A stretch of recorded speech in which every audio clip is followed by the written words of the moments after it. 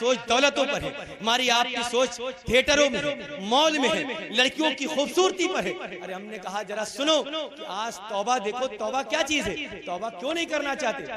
سلسلہ چشتیہ کے پہلے خلیفہ مولا علی رضی اللہ تعالیٰ عنہ کے بعد کون ہے؟ حضرت امام حسن بصری۔ آپ مولا علی کے پہلے خلیفہ ہیں سلسلہ چشت کے۔ اللہ اکبر۔ آپ اپنی جوانی میں بہت امیر شخص تھے تو دولت پوٹلیوں میں رکھ کر بازار جایا کرتے تھے اور وہاں غریبوں کو جا کر کے مدد کیا کرتے تھے۔ ایک دن جب رقم بانٹنے گئے تو آپ کی نظر ایک حسین و جمیل عورت پر پڑ گئی اور آپ دیکھتے رہے۔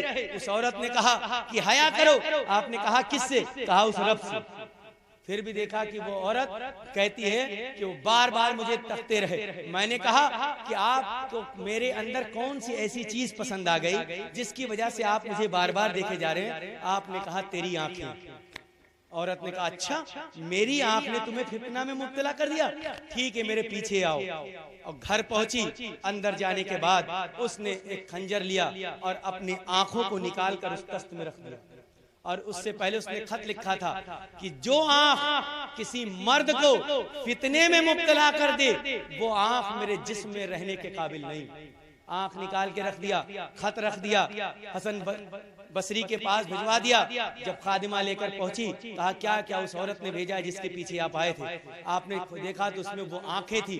آپ دنگ رہ گئے، خدا کا خوف طاری ہو گیا، دلوں پر لرزہ ہو گیا اور استغفار پڑھنے لگے۔ جب خط پڑھا تو اس میں یہی جملہ تھا کہ جو آنکھ میں دیکھ کر کوئی مرد فتنے میں مبتلا ہو جائے وہ آنکھ میرے جسم میں نہیں رہ سکتا۔ دست لے لیے گھر چلے جاتے ہیں، اللہ اکبر، رات بھر زارو قطار روتے ہیں، خدا کی بارگاہ میں مغفرت طلب کر رہے ہیں، اپنی خطاؤں کی معافی مانگ رہے ہیں کہ میری وجہ سے اس کی آنکھیں نکل گئی۔ پھر صبح فجر کی نماز پڑھ کر خیال آیا چلو اس عورت سے کم شکریہ ادا کر لیں جس کی وجہ سے میں نے توبہ کی ہے، سچی توبہ کی ہے۔ گئے اس کے گھر تو کیا ہوا کہ پتا چلا کہ ان کے آنکھوں کے سامنے جنازہ ہے۔ آپ نے پوچھا یہ کس کا جنازہ ہے؟ تو کہا کہ یہ ایک عورت تھی جس نے کل اپنی آنکھ نکال دی تھی، اسی کا جنازہ ہے۔ اور زارو قطار رونے لگتے ہیں، اس کی مٹی میں شریک ہوئے، فاتحہ وغیرہ پڑھ کر گھر آئے۔ آج رات بھی عبادت کر رہے ہیں، رو رہے ہیں، گڑ گڑا رہے ہیں، معافی طلب کر رہے ہیں۔ آنکھ لگ جاتی ہے، وہ عورت آتی ہے آپ کی خواب میں، تو آپ نے اس سے کہا کہ مجھے کوئی وصیت فرما دے۔ تو اس عورت نے کہا تنہائی میں ہونا تو مغفرت کرتے، توبہ کرتے رہنا، لوگوں کی جھرمٹ میں ہونا، خدا سے اپنی خدا کی بارگاہ میں توبہ کرتے رہنا، استغفار پڑھتے رہنا، یہی وصیت کر کے آنکھ کھل گئی۔ آپ فرماتے ہیں کہ حال یہ ہوا اسی عورت کے اس عبرت والی عبارت کو میں نے پڑھ کر کے ایسی توبہ کی کہ رب نے توبہ بھی قبول کر لی اور ولایت کے اعلیٰ منصب پر مجھے فائز ہوا۔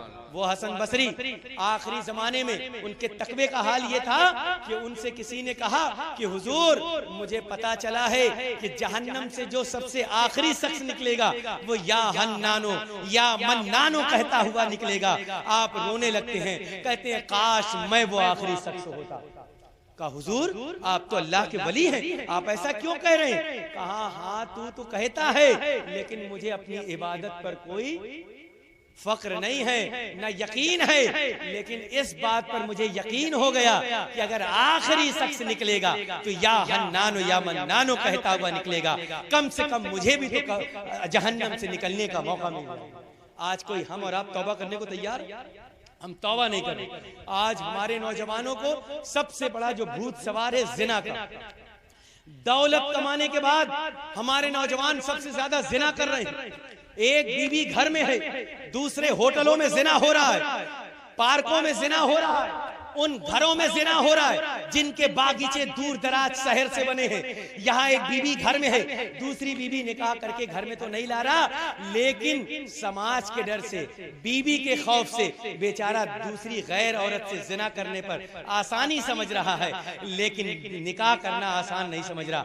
آقا نے اسی لیے تو فرمایا تھا نکاح کرو میری سنت سمجھ کر، نکاح کرو کثرت اولاد کے لیے، نکاح کرو زنا سے محفوظ رہنے۔